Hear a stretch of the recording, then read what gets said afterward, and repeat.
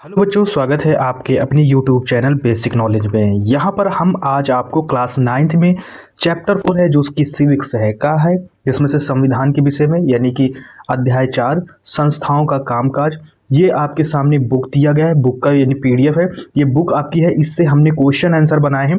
आपको पूरा पढ़ने की जरूरत नहीं है, क्वेश्चन आंसर से आप सारी चीज़ों को समझ जाएंगे। यहाँ पर आपको 25 क्वेश्चन मिलेंगे, तो यहाँ पर क्वेश्चन आंसर की मदद से आपको यहाँ पर सारी चीज़ें कंफर्म कर दी जाएंगी। चलिए शुरू करते हैं अपने वीडियो को। तो हम अपनी स्क्रीन बड़ी करते हैं और ये जो हमारा पोर्शन होगा, बुक वाला पोर्शन, वो हट जाएगा। तो ये चैप्टर 4 है, वर्किंग यानी क्या है, इंस्टीट्यूशन। ठीक है, तो यहाँ पर है क्वेश्चन आपसे पूछा जा रहा है, क्या पूछा जा रहा है कि संविधान द्वारा बनाई गई संप्रभुत्व संस्थाएं कौन कौन सी, यानी कि कॉन्स्टिट्यूशन जो है, इंडियन कॉन्स्टिट्यूशन है, उसने कौन कौन सी संस्थाएं बनाई हैं। तो ये जो मेजर जो संस्थाएं बनाई गई हैं वो 3 संस्थाएं बनाई गई हैं। ठीक है, संविधान ने देश की व्यवस्था चलाने के लिए मुख्यतः 3 संस्थाएं बनाई गई हैं। इसको हिंदी और इंग्लिश दोनों चीज़ों में आपको प्रोवाइड हो जाएंगे। नंबर 1 में आती है विधायिका, जिसे क्या बोलते हैं, लेजिस्लेचर बोलते हैं। ठीक है, और दूसरे में आता है एग्जीक्यूटिव यानी कार्यपालिका, और तीसरे में आती है जुडिशरी यानी कि न्यायपालिका। लेजिस्लेचर और एग्जीक्यूटिव और न्यायपालिका, इन तीनों के विषय में मैंने आपको बता दिया था। देखो, विधायिका वो होती है जहां पर संसद यानी कि जो जनता द्वारा चुने हुए लोग आके बैठते हैं। ठीक है, इनका काम होता है कानून बनाना। कार्यपालिका का काम होता है, यानी कि यहाँ पर जो एग्जीक्यूटिव का काम होता है वो कानून व्यवस्था को लागू करना, चलाना। और जुडिशरी का काम होता है कानून व्यवस्था पर नज़र रखना, ताकि हमारा जो संविधान है, कॉन्स्टिट्यूशन है, उसका कोई गलत इस्तेमाल ना कर सके। तो ये चीज़ आपको शॉर्ट में समझ में आ गई होगी। चलिए आते हैं, ये आपको यहाँ पर पढ़ लीजिएगा, ये इंग्लिश में आपको दिया गया है। दूसरा नंबर यहाँ पर आता है, इसको पढ़ते हैं। ये क्या है, यानी एग्जीक्यूटिव किसे कहते हैं। ठीक है, एग्जीक्यूटिव किसे कहते हैं, इसका मुख्य कार्य क्या है। तो यहाँ पर ये है कि जो संस्था सरकार के बनाए कानून को लागू करती है, वही मैंने आपको बताया कि जो संस्था सरकार के बनाए कानून को लागू करती है उसे कार्यपालिका कहते हैं, यानी कि एग्जीक्यूटिव कहते हैं। यह देश के प्रशासन को चलाती है। एग्जीक्यूटिव का काम होता है देश में प्रशासन को चलाना। अब इसके अंतर्गत कौन लोग आते हैं, तो देखो IAS आते हैं, PCF आते हैं, SDM आते हैं, जितने भी अधिकारी रैंक के है, क्या कहते हैं, पब्लिक सर्वेंट आते हैं, वो सारे एग्जीक्यूटिव के अकॉर्डिंग आते हैं। चलिए नेक्स्ट बढ़ते हैं।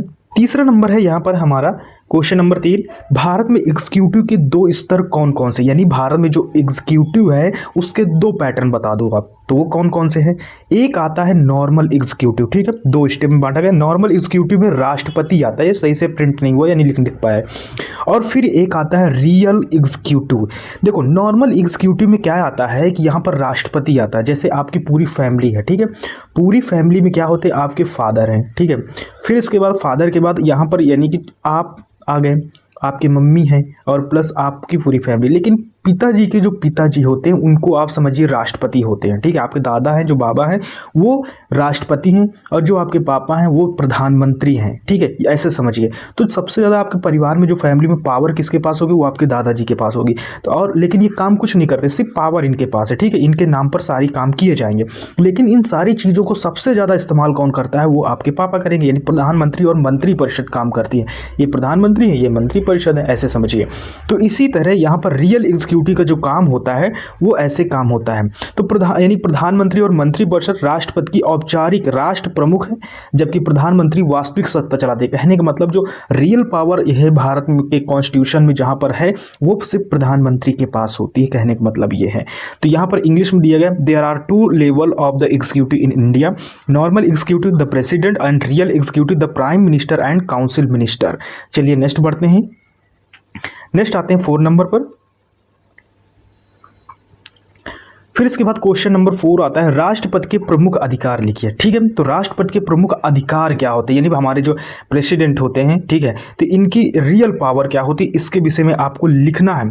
तो देखो यहाँ पर लिखने के विषय में यानी कि 5 स्टेप दिए गए हैं। अब आप इनको डिस्क्राइब करके भी लिख सकते हो, ऐसे शॉर्ट में भी लिख सकते हो, तो वो आपके पूछने के अकॉर्डिंग है, आप इनके विषय में बता सकते हो। क्योंकि प्रधानमंत्री और मंत्रिपरिषद के विषय में आपको पढ़ा चुका, आप जानते हो। लोकसभा के विषय में विदेश नीति, आपातकाल, ये सब कुछ आपको बताया गया, ये आप जानते हो, आप इसके विषय में जितना लिख सकते हो। लेकिन जो मेजर पॉइंट होता है एग्जाम आप व्यू से, तो वो आपको ये हेडिंग याद रखिए, इनके विषय में आप लिख दीजिए। फिर इसमें क्योंकि जब आपको हेडिंग याद रहेगी तो आप उनके विषय में भी जानते हैं, ये भी आपको याद रहेगा। तो चलिए उनको आपको बताते हैं क्या है।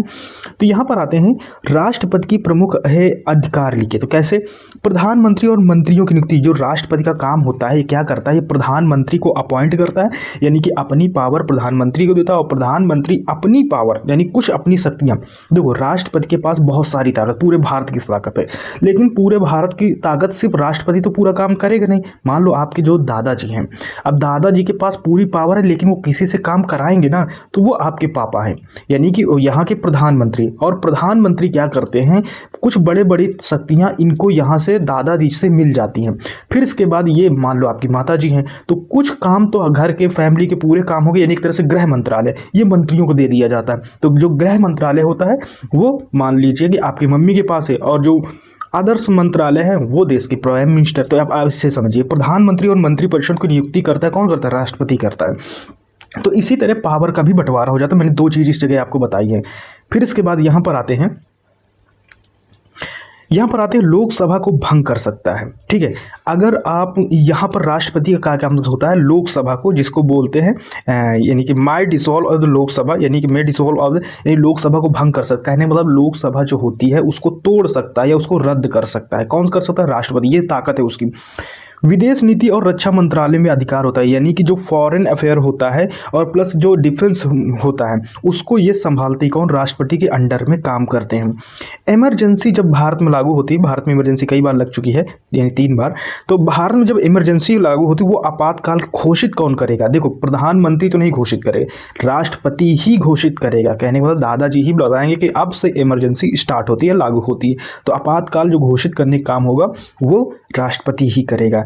बिल को मंजूरी देना यानी असेंस टू बिल, कहने का मतलब है जैसे मान लो आपके दादाजी कोई बड़े सर्वेंट थे, बहुत बड़ी नौकरी कर रहे थे, उनकी पेंशन वेंशन कुछ तो आता ही होगा, उन्हीं के नाम पे सब कुछ है।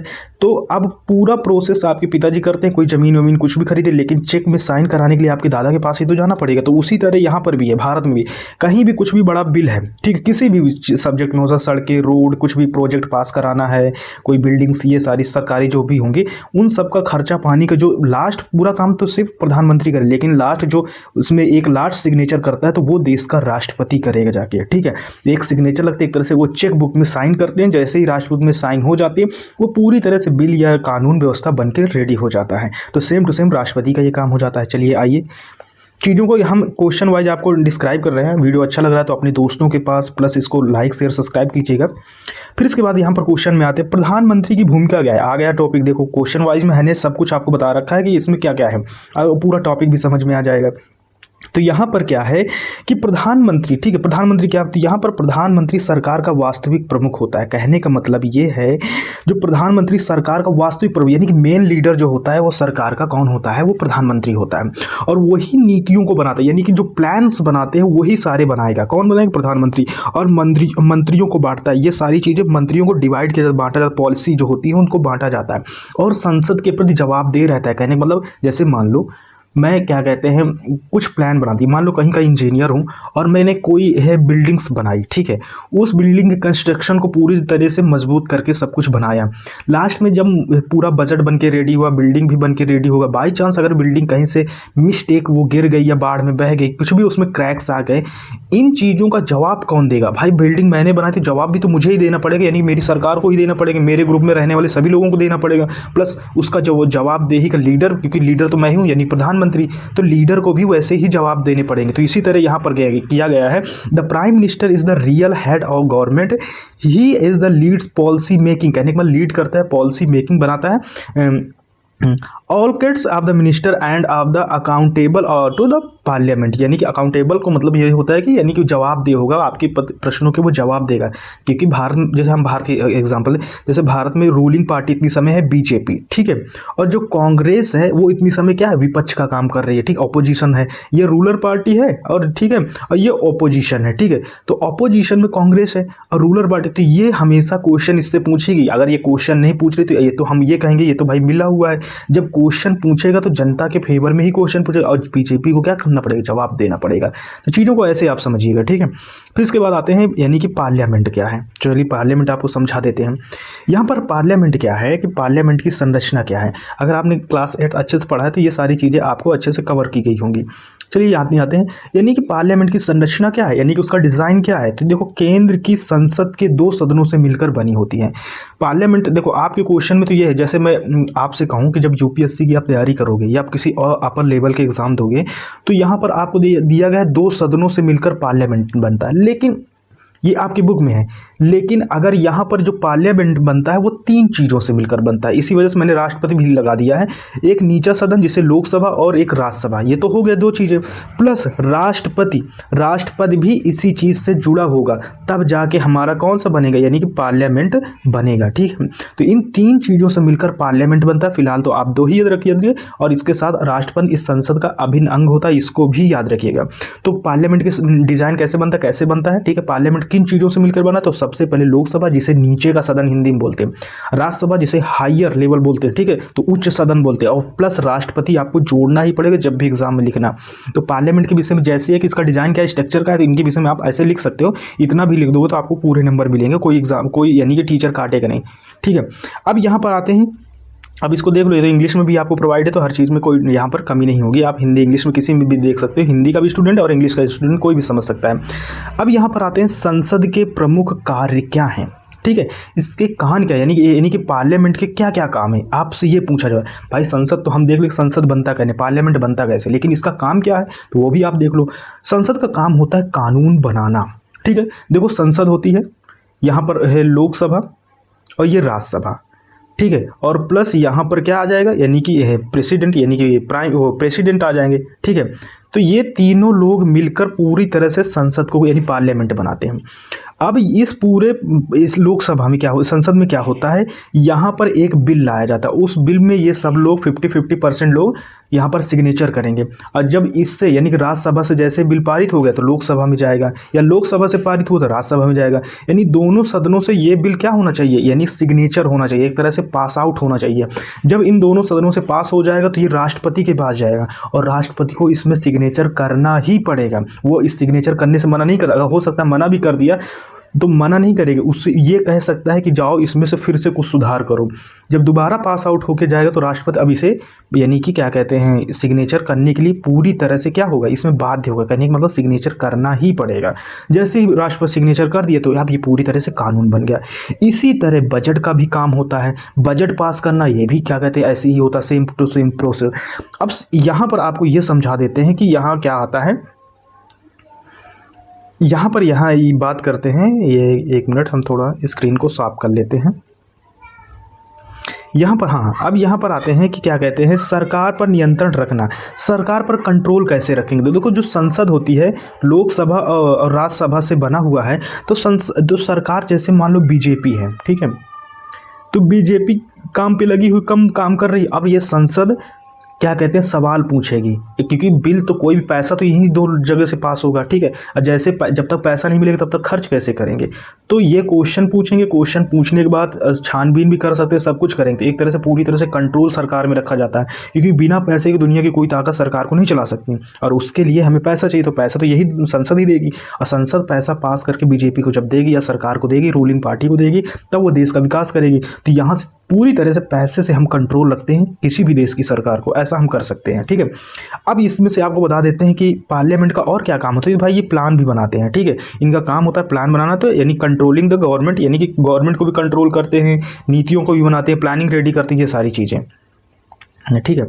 अब यहाँ पर आते हैं, देखो एक और सारे क्वेश्चन में आपके सारे डाउट हैं यहाँ पर है, प्रधानमंत्री कैसे चुना जाता है। आप सबको पता है प्रधानमंत्री यानी कि लोकसभा बहुमत पार्टी का नेता प्रधानमंत्री चुना जाता है। इतनी समय लोकसभा का चुनाव हुआ था 2024 में, ठीक है, 2023 में 2024 में लोकसभा का चुनाव हुआ था, जिसमें से रूलिंग पार्टी यानी कि बीजेपी ने सबसे ज़्यादा वोट पाए, उसी ने यहाँ पर यानी कि ये सरकार बना ली।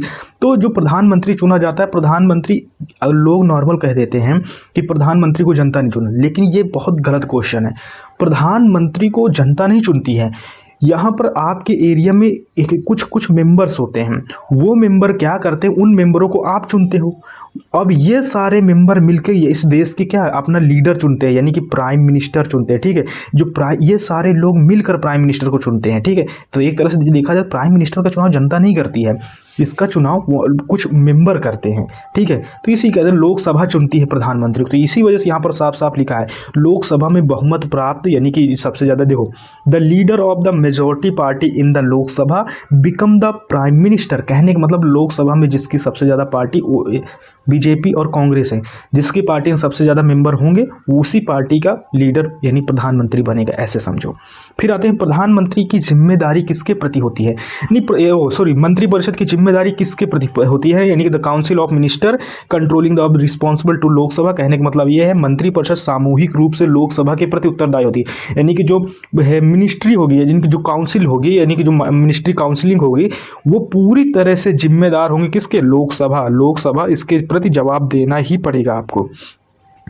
कहने का मतलब जिम्मेदारियां लेनी ही पड़ेंगी आपको। चलो अब यहाँ से आप बता देते हैं लोकसभा और राज्यसभा में क्या डिफरेंस है, ये आपको बताना है। तो लोकसभा और राज्यसभा में डिफरेंट बताना है, ठीक है। तो लोकसभा क्या है, राज्यसभा क्या है, इसको समझते हैं। तो देखो यहाँ पर ये चीज़ें अलग अलग बटी हुई हैं, मैं आपको बता देता हूँ कैसे बटी हुई है। यहाँ से यानी कि देखो जनता द्वारा चुनी जाती है लोकसभा और राज्य विधान द्वारा चुनी जाती है क्या, राज्यसभा। ये भी है 5 साल का कार्यकाल होता है लोकसभा के मेंबरों का, और ये राज्यसभा क्या है, स्थायी है। स्थायी कहने मतलब राज्यसभा कभी टूट नहीं सकता, लोकसभा का टूट सकता है, कहने मतलब लोकसभा रद्द हो सकती है, लेकिन भारत में राज्यसभा कभी भी नहीं रद्द होती। हाँ, इसके हर 2 साल में 1/3 सदस्य हमेशा रिटायर होते रहते हैं, ठीक है। फिर इसके बाद लोकसभा अधिक पावरफुल होती है, यानी कि लोकसभा किससे, राज्यसभा, क्योंकि लोकसभा में बैठे जो मेंबर होते हैं वो जनता द्वारा चुने जाते हैं और भारत में जनता का ही शासन है, तो इसी वजह सबसे पावरफुल जो होती है वो लोकसभा होती है और लोकसभा ही टूट सकती है, ये भी आपको याद रखना है। क्योंकि लोकसभा से ही मनी बिल भी पारित होता है, जो मनी बिल होता है सबसे पहले लोकसभा में पारित होता है, उसको राज्यसभा में नहीं आप डाल सकते फाइल। जैसे आप पैसे की कोई फाइल है और पैसे की जो फाइल होगी सबसे पहले वो कहाँ पर जाएगी, लोकसभा में जाएगी, इसी को बोलते हैं मनी बिल। जैसे मान लो हमें फ्रांस से या जापान से फाइटर प्लेन खरीदनी, तो फाइटर प्लेन खरीदने के लिए हमें पैसे चाहिए ना, तो पैसे के लिए जो बिलिंग होगा वो आपको लोकसभा में लाना पड़ेगा, लोकसभा के लोग सिग्नेचर करेंगे, फिर इसके बाद राज्यसभा को सिग्नेचर करना पड़ेगा, फिर इसके बाद प्रेसिडेंट को, फिर इसके बाद पैसा बैंक से निकाल के वहाँ से हम यानी कि अपनी फाइटर प्लेन ले आएंगे। सेम टू सेम ऐसे होता है। मनी बिल में सीमित अधिकार, कहने का मतलब राज्यसभा का ज़्यादा इसमें कंट्रोल नहीं दिया जाता पैसे में, क्योंकि ये तो स्थायी सदन है, जनता का जहाँ ताकत होगी वहाँ पर पैसे का काम होता है। तो जो मनी बिल का काम होता है वो राज्यसभा में ज़्यादा इंटरफेयर नहीं होता, हो सकता है बिल्कुल कंट्रोलिंग होता है, इस तरह आप समझ सकते हो। चलिए अब यहाँ बताते हैं मनी बिल क्या है, इसको भी समझ लो, देख लो मनी बिल में क्या है और इसमें कौन पारित करता है। तो देखो मनी बिल क्या है, इसको और अभी तो मैंने समझा ही दिया है। देखो धन व्यय और कर से संबंधित बिल को मनी बिल कहते हैं। यह केवल लोकसभा में ही पेश और पारित होता है, मैंने अभी बताया लोकसभा में ही पेश किया जाएगा और वहाँ से इसको इंग्लिश में बोल देते हैं। A money bill deals with the tax and government spending, it is can only be introduced and the proceed in the Lok Sabha. कहने का मतलब है जो मनी बिल होगा वो सिर्फ यानी पैसे वाला जो भी काम होगा वो सिर्फ लोकसभा होगा, बस इसके आगे कुछ नहीं सोचना आपको। चलिए आते हैं दूसरे क्वेश्चन पे और भी आ जाते हैं। इसी तरह 25 क्वेश्चन है, आपके सारे डाउट कंफर्म हो जाएंगे, क्लियर हो जाएंगे। विश्वास मत यानी कॉन्फिडेंस मोशन क्या है, ये बहुत इंपॉर्टेंट है, ठीक है। कौन यानी कि विश्वास मत, इसको इंग्लिश में कॉन्फिडेंस मोशन बोलते हैं। विश्वास मत का मतलब ये है, देखो यहाँ पर क्या है, जब सरकार यह साबित करती है कि उसे लोकसभा का बहुमत प्राप्त है तो इसी को यानी कॉन्फिडेंस मोशन कहते हैं। इसको ऐसे समझो, मान लो ऐसे अभी सपोज करते हैं कि पूरे देश में 100 मेंबर हैं, ठीक है। 100 मेंबर में से अभी बीजेपी के पास, इसको इधर बीजेपी लिख देते हैं, बीजेपी, ठीक है, बीजेपी के पास वो 54 मेंबर हैं इधर बीजेपी की तरह। अब 54 में अगर बात की जाए तो यहाँ पर 46 मेंबर बचे, तो 46 मेंबर आप मान लो कांग्रेस की तरफ, ठीक है। तो सरकार किसकी बनेगी, बीजेपी की बनेगी। लेकिन बाई चांस इसके यानी कि इसके मान लो क्या कहते हैं 6 मेंबर निकल कर इधर आ जाए, ठीक है। जैसे ही 54 में अगर 6 माइनस करोगे तो इधर 48 हो जाएंगे और इधर कितना हो जाएगा यानी 52 हो जाएगा। तो यहाँ पर यानी कि सबसे ज़्यादा सीट किसकी होगी, कांग्रेस की, यानी 52। तो अब जैसे ही सरकार होगी और अचानक पता चले और इसको विपक्ष पार्टी को अगर पता चल जाए कि भाई इनके जो विधायक है, जो मेंबर है, जो सांसद है कम हो गए हैं, तो ये तुरंत संसद में आएगी और कह देगी कि तुम अपना क्या कॉन्फिडेंस मोशन निकालो, बताओ, यानी विश्वास मत घोषित करो, तुम इतनी समय हमें ये विश्वास दिलाओ तुम्हारे पास सारी सीटें हैं कि नहीं, तुम्हारे साथ लोग खड़े हैं कि नहीं, तुम्हें ये साबित करना पड़ेगा। तो इसी को बोलते हैं कॉन्फिडेंस, यानी कि विश्वास मत, अपना कॉन्फिडेंस दिखाओ लोकसभा में, ठीक है। कॉन्फिडेंस का मतलब ये होता है आप बिल्कुल पूरी तरह से पावरफुल हो। अगर इन्होंने कॉन्फिडेंस मोशन में 54 सीटें बता दी तो उतनी समय सरकार नहीं गिरी। अगर 48 गलती से निकल गई, मेंबर नहीं पहुंचे, तो उतनी समय किसकी सरकार बन जाएगी? या तो कांग्रेस से कहा जाएगा सरकार बना लो, या फिर कहा जाएगा फिर से क्या कर लो, चुनाव कर लो। तो ये इसी को बोलते हैं कॉन्फिडेंस मोशन। आई होप कि आपको समझ में आया, ना समझ में आया तो फिर से रिपीट करके भी इसको देख लो, ठीक है। कैबिनेट क्या है इसको समझ लो। कैबिनेट क्या है? तो उच्च स्तर के मंत्री जिन्हें महत्वपूर्ण विभाग दिए जाते हैं उसी को कैबिनेट बनाते हैं। देखो भारत में मंत्री तो हम नॉर्मली बोलते हैं ये मंत्री वो मंत्री सब बोलते हैं, लेकिन सबसे हायर लेवल की बात हो रही है यहाँ पर। जैसे हम बोलते फॉरेन अफेयर, ठीक है, फॉरेन अफेयर मिनिस्ट्री, तो फॉरेन अफेयर मिनिस्ट्री जो होगी यानी विदेश मंत्रालय, ठीक है, यानी जो देश विदेश का सारा काम होगा वो फॉरेन संभालेंगे, ठीक है, फॉरेन मिनिस्टर संभालेंगे। तो ये एक बड़ा पद है, तो इसी में कैबिनेट मंत्री बोल दिए, इसी को कैबिनेट बोला जाता है। फिर इसके बाद डिफेंस आ जाता है, ये भी पूरे देश में एक ही है। और फिर इसके बाद क्या कहते हैं, स्वास्थ्य विभाग आ जाता है, मेडिसिन एरिया आ जाता है, ठीक है। तो ये भी इस सारी, तो ये बड़े बड़े जो पद होते हैं, ये बड़े बड़े जो भारत में एक ही पद है, ठीक है, वो सारे कैबिनेट रैंक के मंत्री में आ जाते हैं। तो टॉप लेवल मिनिस्टर, साफ साफ लिखा, टॉप लेवल मिनिस्टर होल्डिंग की यानी profit portfolios is from of the cabinet. फिर इसके बाद नीचे आते हैं सिविल सर्वेंट्स कौन होते हैं, ये भी पढ़ा चुके हैं आपको कई बार। सिविल सर्वेंट्स कौन होता है? तो देखो सिविल सर्वेंट का नाम ही सिविल निकल रहा है, यानी सरकारी प्रशासनिक कर्मचारी जिन्हें यूपीएससी जैसी परीक्षाओं द्वारा चुना गया है।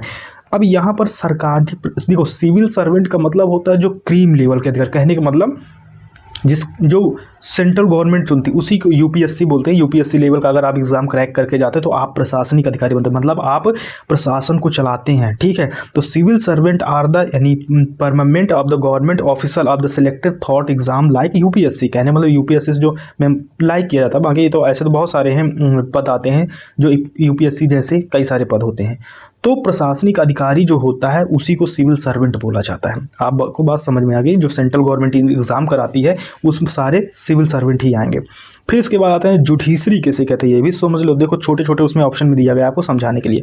यहाँ पर क्या है कि न्यायपालिका देश में कानून की व्याख्या और न्याय प्रदान करती है। अब जुडिशरी का काम क्या होगा? अब जुडिशरी देश में झाड़ू तो लगाएगी नहीं, यानी कि जो जुडिशरी होगी वो देश में क्या करेगी, न्याय व्यवस्था तो चलाएगी, तो यानी कि न्याय करेगी, कानून व्यवस्था लागू करेगी। तो इसका काम होता है न्यायपालिका का काम करना, ठीक है। और न्यायपालिका यानी कानून, जैसे किसी कानून में किसी को डाउट हो रहा है कि भाई ये हमें समझ में नहीं आ रहा संविधान में, तो उसकी क्या करे, एक्सप्लेन करे। कौन एक्सप्लेन कर सकता? उसको एक्सप्लेन सिर्फ कौन कर सकता है? जुडिशरी कर सकती है, इसके अलावा और कोई नहीं कर सकता। तो ये सारी जुडिशरी यानी कि इंटरप्रेट्स लॉ एंड क्या डिलीवर्स ऑफ जस्टिस, यानी कि वो डिलीवर करते हैं जस्टिस को, कानून व्यवस्था व्याख्या करता है और लोगों को न्याय देता है। बस इसका काम इतना ही, इतने से ज़्यादा कुछ नहीं।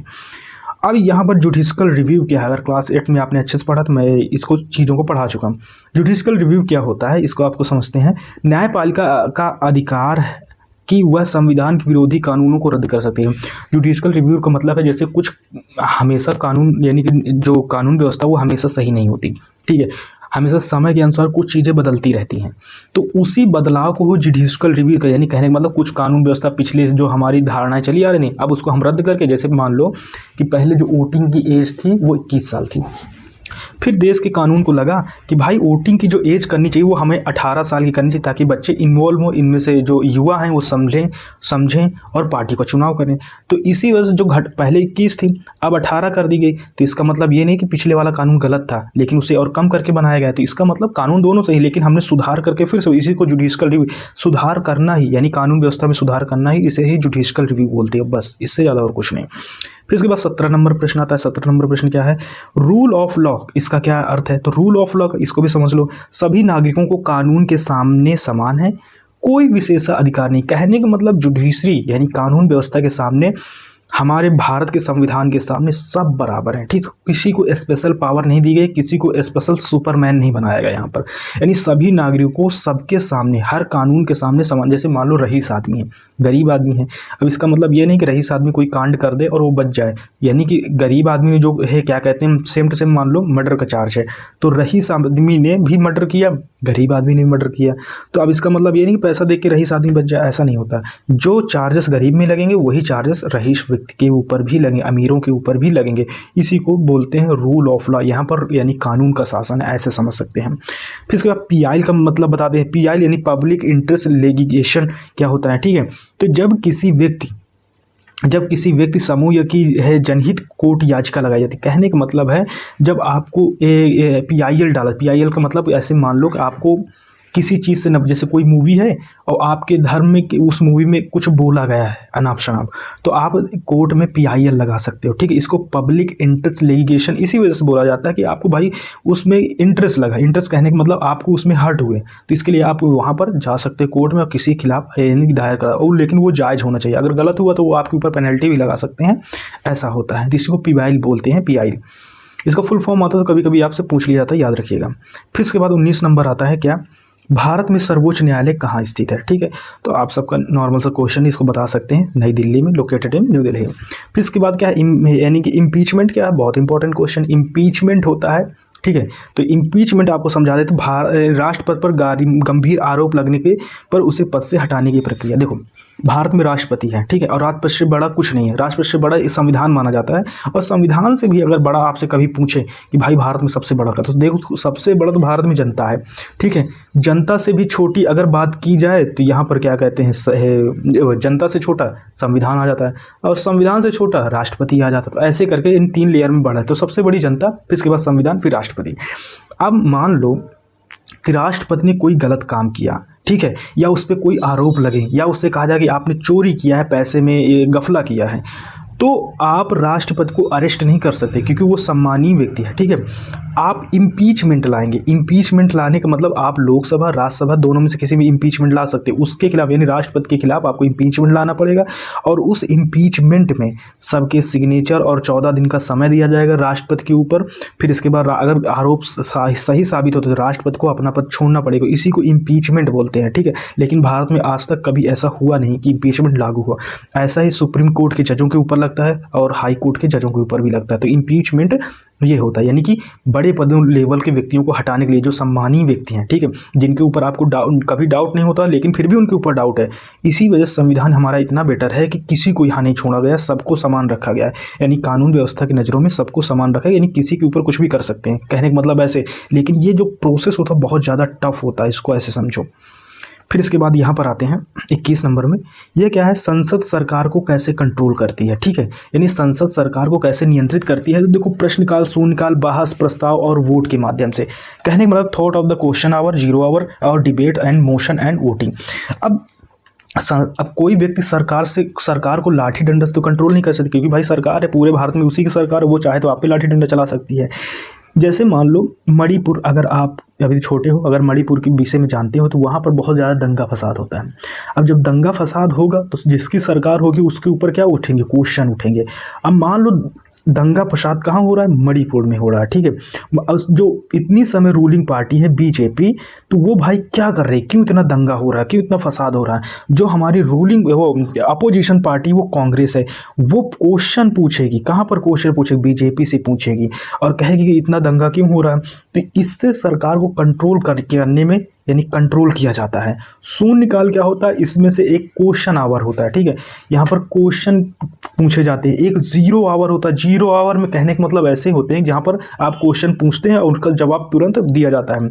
और प्रश्नकाल, शून्यकाल में इनमें क्या होता है, इनमें से आपको क्वेश्चन लिखित तौर पर दिया जाता है, ये आपको रिटर्न में दिया जाता है जवाब ऐसे। तो ये सारी चीज़ें होती हैं। चलिए बढ़ते हैं नेक्स्ट क्वेश्चन पे, आते हैं 22 नंबर क्वेश्चन पर। यहाँ पर है यानी कि कोलिशन ऑफ द गवर्नमेंट क्या होती है, ठीक है। यानी कोलिशन ऑफ गवर्नमेंट यानी जब कोई पार्टी बहुमत में ना हो, ठीक है। बहुमत का मतलब जिसके पास सीटें ना हो और तो कई पार्टियां मिलकर सरकार बनाती हैं। मान लो जैसे अभी बीजेपी थी, बीजेपी भी कई सारी पार्टियों से मिलकर बनी है, ये भी याद रखिएगा। बीजेपी के पास पर्सनल वोट नहीं है, ठीक है। कई सारी छोटी छोटी पार्टियों को जोड़कर इन्होंने सीटें इकट्ठा की, फिर इसके बाद सरकार बनी। उसी तरह कांग्रेस ने की। कांग्रेस ने क्या किया, अपनी पार्टी प्लस जैसे मान लो मुलायम सिंह की पार्टी, ठीक है, मायावती की पार्टी, ये तो वैसे तो मायावती की पार्टी से नहीं एडजस्ट है, मायावती की पार्टी प्लस और भी बहुत सारी बिहार की पार्टियां, ये सब इकट्ठा करके पूरी तरह से मजबूत एक सब मिलकर, यानी कि दो पार्टियां भारत में महान बड़ी मानी जाती हैं। अब ये दो पार्टियां बड़ी क्यों बनी, क्योंकि इनके पीछे छोटी छोटी पार्टियां लगी, इसके भी पीछे छोटी छोटी पार्टियां लगी हैं। तो ऐसे दो बड़ी पार्टियां बनती, इसी को कोलिशन गवर्नमेंट बोलते हैं, यानी कि सब मिलकर पार्टियां सरकार बनाती हैं, ठीक है। तो ये होता है प्रोसेस, इसे कोलिशन बोला जाता है, यानी मिलकर जब कोई सरकार बनाओ ऐसे होता है। अब स्वतंत्र न्यायपालिका क्यों आवश्यक है, इसको समझते हैं।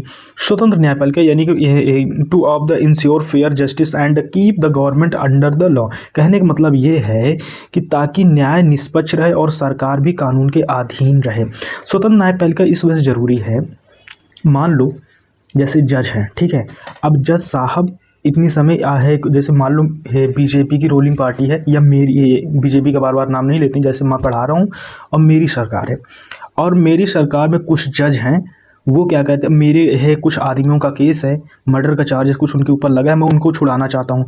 मैं जाऊँगा जज को पास, हो सकता है उनको ब्लैकमेल करूँ या उनको रिश्वत देकर अपनी क्या कहते हैं अपनी लोगों को छुड़वा लूँगा। इसी के लिए स्वतंत्र न्यायपालिका की जरूरत पड़ती है, यानी कि जो न्यायपालिका होती है वो किसी के कंट्रोल में नहीं रहती, ठीक है। तो यहाँ पर जो न्यायपालिका है, जुडिशरी, उसको पूरी तरह से फेयर कर दे, तुम भाई पूरी तरह से आज़ाद सकते हो, तुम किसी के ऊपर कुछ भी कर सकते हो, इतनी आज़ादी दे देगी। तो वो लोग पूरी तरह से फेयर होते हैं और वो किसी की बात नहीं सुनते, कहने का मतलब ये है। तो to the ensure fair justice and the keep the government under the law, यानी कि कानून के अधीन रहे, इस वजह से सरकार, ताकि सरकार जो हमारी है वो पूरी तरह से कानून के अंडर में चले, और कानून में अंडर चले इसकी निगरानी और देख रेख कौन करते हैं, भारत की स्वतंत्र न्यायपालिका करती है। चलिए आते हैं 24 नंबर और 25 नंबर, दोनों क्वेश्चन यहीं से खत्म होते हैं। इलेक्शन कमीशन की क्या भूमिका होती है। अब देखो इलेक्शन कमीशन पूछा गया है, तो आप यहाँ से थोड़ा सा अंदाजा लगे भाई इलेक्शन कमीशन का क्या काम है, इलेक्शन कराएगा, चुनाव कराएगा। तो स्वतंत्र, निष्पक्ष और पारदर्शी चुनाव कराना, कहने का मतलब है अगर आपके रिलेशन में कोई भी इतनी समय टीचर वीचर होगा गवर्नमेंट में, तो इस समय बीआरओ की हेल्प लेके, यानी गांव-गांव में इलेक्शन जो चार्जशीट है वो फाइल कराई जा रही है, फॉर्म फिल कराए जा रहे हैं, वोटिंग लिस्ट में नाम डलवाए जा रहे हैं, तो इलेक्शन कमीशन के अंडर में ये लोग काम करते हैं। इलेक्शन कमीशन क्या कर, भारत में एक ही है, और वो क्या करता है, वो यहाँ भारत में राष्ट्रपति से लेके यहाँ क्या कहते हैं प्रधानमंत्री, सीएम, पीएम, इनके सबकी चुनाव कराता है। तो इसका काम क्या है, चुनाव कराना, बस इससे ज़्यादा और कुछ नहीं है। तो आपको इस इलेक्शन कमीशन में ज़्यादा कुछ नहीं है, जैसे इलेक्शन कमीशन क्या है, इलेक्शन कराएगा, बस इससे ज़्यादा और कुछ नहीं आपको रखना, और ये भी पूरी तरह से फेयर रहता है। फिर इसके बाद इस अध्याय में यानी ऑफिस मेमोरेंडम का क्या महत्व है, ठीक है। तो यहाँ पर इसमें क्या है, यह बताता है कि सरकारी निर्णय कैसे लिखे और लागू किया जाते हैं। इस यानी चैप्टर में यह बताता है, it is show of the how government of the decision are the written of the implement of the officially, यानी कि जो सरकारी द्वारा निर्णय लिए जाते हैं उनको लिखे और कानून में लागू किए जाते हैं, उसके लिए क्या बनाए जाते हैं, इसीलिए इसको ऑफिस मेमोरेंडम बोला जाता है। ताकि सारे लिखने और इस सारी चीज़ों का काम करने का काम होता है वो सरकार लेती है, निर्णय डिसीजन ये लेती है, ये सारी चीज़ें होती हैं। आई होप कि ये वीडियो आपको पसंद आया, अगर पसंद आया तो प्लीज़ चैनल को लाइक शेयर सब्सक्राइब जरूर कीजिएगा। अगर इसमें से पढ़ाने में कुछ कमियाँ हैं या कुछ डाउट है तो उसको कमेंट कर दीजिएगा, ताकि हम अगले नेक्स्ट वीडियो में आप उसमें से काफ़ी सुधार कर सकें। मिलते हैं नेक्स्ट वीडियो में, तब तक के लिए टेक केयर, बाय बाय, जय हिंद।